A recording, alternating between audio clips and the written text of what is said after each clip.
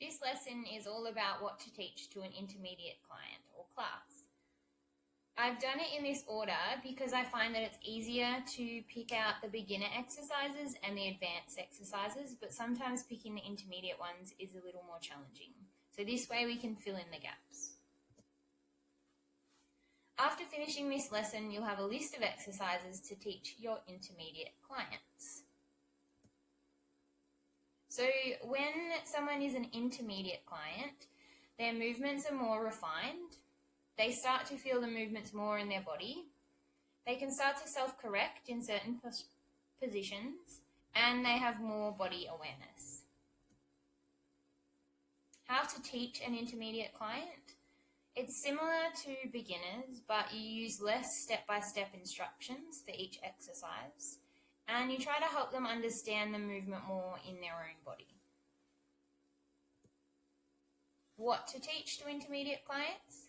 You want to start to challenge them a bit more than you did as a beginner. So you start to take them into different positions. So you might take them into side lying, standing, prone, kneeling.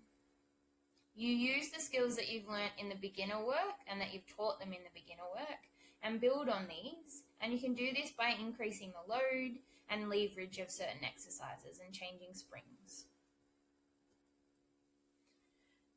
So for intermediate clients, you want to start to add in things like rotation, lateral flexion.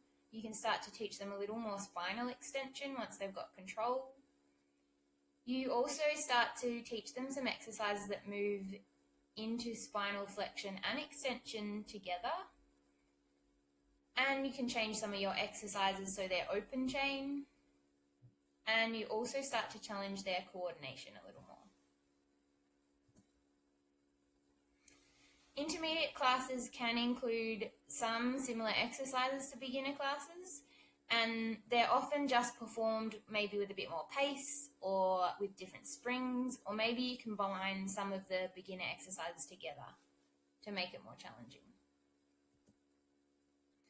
So what I want you to do is I want you to think about what you wrote down as your beginner exercises and what you wrote down as your advanced exercises. And then what are the exercises that you know of and that you've learnt that you haven't listed yet? And think back to what we spoke about as what makes an intermediate exercise and see if those exercises fit into this category and jot them down. So if you're finding this one a little bit hard, that's okay, because as we go on through this module and in the other modules, you'll start to put together a few more intermediate exercises and you'll come up with a few of your own. So what I want you to do is share this in the Facebook group and we can give you some feedback as you go.